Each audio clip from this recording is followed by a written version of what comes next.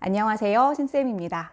누군가 저에게 현존하는 우리나라 사회 인사 중에서 가장 좋아하는 사람이 누구냐고 묻는다면 저는 지체하지 않고 문유석 전 판사님을 꼽을 것 같습니다. 그분의 책을 읽을 때마다 저는 마치 저의 영혼이 공유되고 있다는 느낌을 받았습니다. 그냥 개인적으로 제 스타일이에요. 이번에 문유석 전 판사님이 법과 관련된 책을 마음먹고 쓰셨더라고요. 사회교사로서 정말 감사하다는 느낌이 들었습니다. 그리고 역시 저의 기대를 저버리지 않으셨는데요. 바로 최소한의 선의입니다. 제가 작가님의 찐팬으로서 문유석 작가님에 대한 말씀을 먼저 좀 드리도록 하겠습니다. 아까 말씀드렸던 바와 같이 23년간 판사직에 재직하고 계셨던 전 판사님입니다. 저는 근데 그분의 글을 읽으면서 이렇게 오랜 기간 동안 판사직에 계신 게 좀 신기했어요. 저는 문유석 판사님이 오디세우스형의 인간이라고 생각했습니다. 어딘가에 얽매이기 좀 어려운 자유로운 영혼을 지니신 분이다라는 생각이 들어서 어딘가 법과 좀 어울리지 않는다는 생각을 많이 했었거든요. 이번에 판사직을 내려놓으시면서 변호사로 전업을 하신 게 아니라 글을 쓰실 생각이라고 읽었습니다. 참 그분답다는 생각이 들었어요. 제가 문유석 작가님의 팬이 되기 시작한 건 미스 함무라비라는 드라마를 보면서부터였습니다. 그때 판사일 때 자신의 경험을 바탕으로 만드신 소설을 가지고 드라마 대본을 직접 쓰셔서 드라마가 나왔는데요. 전 정말 훌륭한 드라마라고 생각하고 너무나 재미있게 봤습니다. 그리고 법을 가르칠 때 학생들에게 수업 자료로 조금씩 보여줄 수 있는 부분들도 참 많고 함의도 너무나 좋았어요. 그러고 나서 미스 함무라비라는 책을 읽게 되었고, 그리고 정말 본격적으로 팬이 되기 시작한 건 이 개인주의자 선언이라는 책을 읽고 나서입니다. 이건 개인 취향의 문제인데요. 제가 이 책에서 말하는 딱 그 개인주의자입니다.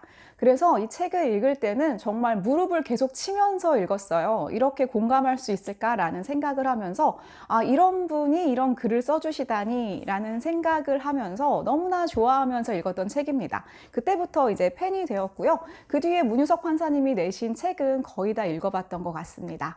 일단 제가 이분을 정말 좋아하는 가장 큰 이유는요. 그냥 글 자체가 너무 좋아요. 문장이 좋고요. 그리고 위트 있고 어딘가 약간 삐뚤어진 것 같은 그런 느낌의 글인데요.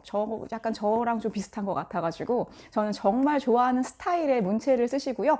솔직 담백하신 면들이 너무나 좋아요. 다각화된 플랫폼과 수많은 언론의 소통 공간, 이런 것들은 엄청난 긍정적인 효과가 있습니다.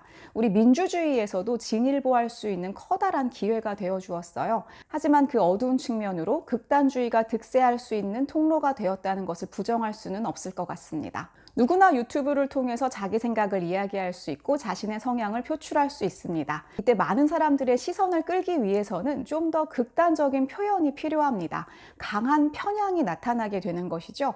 무엇을 지나치게 좋아한다든지 무엇을 지나치게 혐오하는 것, 특히 사람들은 이 혐오라는 부정적 감정에 끌리게 되어 있습니다. 그래서 좀 더 극단주의자들의 주장이 마치 전체의 주장인 것처럼 득세하는 일들이 벌어지곤 합니다. 얼마 전 미국 국회에서 페이스북 내부 고발이 커다란 이슈가 되었습니다.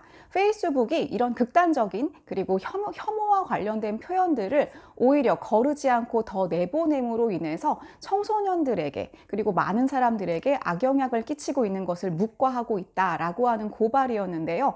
이건 단지 하나의 SNS의 문제가 아니죠. 무리짓는 것은 인간의 본성입니다. 어떻게 하면 좀 더 쉽게 무리지을 수 있을까요? 공동의 적이 있으면 됩니다. 혐오하는 대상을 두고 나머지 사람들이 무리짓기를 하는 거죠. 이러한 행위는 과거부터 쭉 없어질 수 없었던 인간의 본성과 관련된 내용이지만요. 지금 좀 더 강화되고 있습니다. 이럴 때 우리 사회에서 가장 필요한 것은 무엇일까요? 제가 정말 좋아하는 단어들입니다. 균형, 밸런스, 중용입니다. 그리고 어떤 문제가 발생했을 때 실제 우리 사회에서 어떠한 최소한의 기준을 가지고 판단할 수 있을까요? 절대적 진리가 아니라고 해도 한 사회의 구성원이 함께 공감하는 그런 사회적 기준이 있어야 할 텐데요. 그 최소한의 기준이 바로 법, 헌법이라고 생각합니다. 문유석 작가님이 쓰신 서문을 일부만 읽어드리겠습니다. 당연하게 누렸던 일상을 그리워할수록 그걸 지탱해왔던 기둥들의 무게가 새삼 느껴졌다. 우리는 약속, 규칙, 양보, 거래, 상호 이해, 자제, 존중의 힘으로 배낭을 메고 낯선 도시로 떠날 수 있었고 한밤중에 길거리에서 떡볶이를 사 먹을 수 있었다. 그 힘이 제도화된 것이 법이다. 법이란 사람들 사이에 넘지 말아야 할 최소한의 선인 동시에 사람들이 서로에게 베풀어야 할 최소한의 선이기도 하다. 이것이 문명 세계를 떠받들어 온 기둥이다. 사실 우리에게 법이라는 자체가 자칫 고루하고 재미없게 느껴질 수도 있습니다. 하지만 팬데믹 상황을 맞이해서 우리를 지켜줄 수 있는 최소한의 보루가 바로 법이다라는 생각을 하시고 이 책을 쓰신 것 같은데요. 편향된 시각으로 서로를 물어뜯는 극단주의의 시대에 밸런스를 맞출 수 있는 최소한의 기준은 바로 헌법이 아닌가라는 생각이 들었습니다. 제가 대학교에 다닐 때 1년 동안 사법고시 공부를 한 경험이 있습니다. 그때 큰 고민 없이 하긴 했던 것 같아요. 주변에서 뭐 누구나 다 고시 공부를 하고 있는 분위기였거든요. 그래서 그냥 당연히 하나보다라고 생각하고 이제 제가 법 공부를 시작을 했었는데요. 사실 공부는 재미있었습니다. 좀 저랑 성향이 일단 맞지 않더라고요. 저는 너무 자유로운 성향이기도 하고, 그리고 또 이렇게 막 최선을 다해야 하는 공부를 계속하지는 못하겠더라고요. 법이 재미있었던 부분은 법적인 사고 방식이 재미있었습니다. 세상을 바라보는 법적 사고 방식. 법은 우리 사회 구성원을 보호하고자 하기 때문에 좀 보수적인 그런 느낌이 있습니다. 그래서 정치와는 전혀 달라요. 하지만 법으로 세상을 바라보는 것 자체가 우리에게 굉장히 안정감을 줄 수 있고요. 또 지금 우리에게 꼭 필요한 부분입니다. 문유석 작가님은 이 책에서 그래서 법치주의적 사고 방식을 이야기하고 싶었다라고 말씀하시고요. 저는 정말 이게 꼭 필요하다는 생각을 했어요. 헌법과 자유, 답이 딱 나와 있는 것 같지만 우리 생활을 보면 그렇지 않습니다. 작가님은 이렇게 말씀하고 계세요. 선과 악의 싸움보다 더 많은 것은 선 대 선이라는 거죠. 우리가 법에서 싸우는 것들은 제각각이 다 자기가 옳다고 생각하는 사람들끼리 싸우게 됩니다. 그래서 우리가 경험하는 많은 갈등은 선의와 선의의 부딪힘입니다. 그래서 법이 참 어려워요. 과연 뭐가 옳을까요? 최근에 이슈가 되는 것들 몇 가지 예를 들어서 생각을 해보면 촉법 소년 같은 것들, 왜 이 소년범들에 대해서 낮은 형량을 주어야 하는가? 이거 옳지 않다. 그리고 흉악한 범죄자들에게 주어지는 형량이 너무 관대하다. 이런 내용들도 많습니다. 사실 또 맞는 말씀이세요. 그리고 국민들의 법 감정을 무시해서는 안 되는 그런 측면이 분명히 있습니다.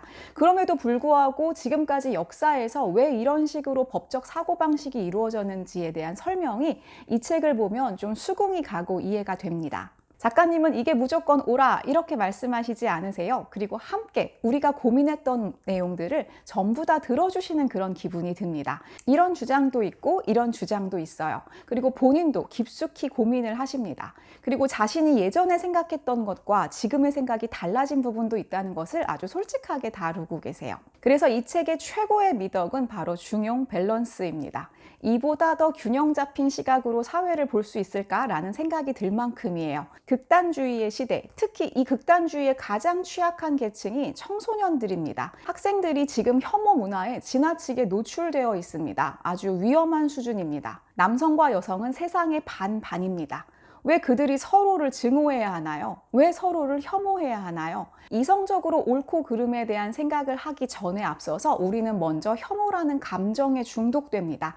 지금 우리 사회가 극단주의가 약간 그런 방식으로 가고 있는 것이 저는 굉장히 안타깝습니다. 이럴 때 우리에게 최소한의 방패막이가 되어주는 것, 그리고 우리가 안전하게 살 수 있는 최소한의 선을 지켜주는 것은 그동안 우리가 크게 관심을 갖지 않았던, 그리고 매력 없다고 생각했던, 그럼에도 불구하고 우리 뒤에서 묵묵하게 우리 사회를 지켜주고 있었던 우리의 법, 헌법입니다. 사회 문제에 관심을 가지고 계신 분들, 그리고 술술 읽히는 비문학을 읽어보고 싶은 분들께 추천드립니다. 그리고 중고등학교 학생들에게 강추드립니다. 특히 이런 말씀 사실 꼭 드리고 싶진 않지만 토론과 논술에서 좀 우위를 선점하고 싶은 분들께도 추천드려요. 보통 일반적인 토론 문제나 논술 문제에서 많이 나올 만한 주제들이 아주 많이 들어있고요. 그리고 그것을 어떻게 하면 균형적으로 살펴볼 수 있을까에 대한 내용들이 잘 들어가 있습니다. 토론은 사실상 반드시 이기기 위함이 아니고요. 좀 더 나은 방향으로 우리가 나아가기 위한 것이 목적이죠.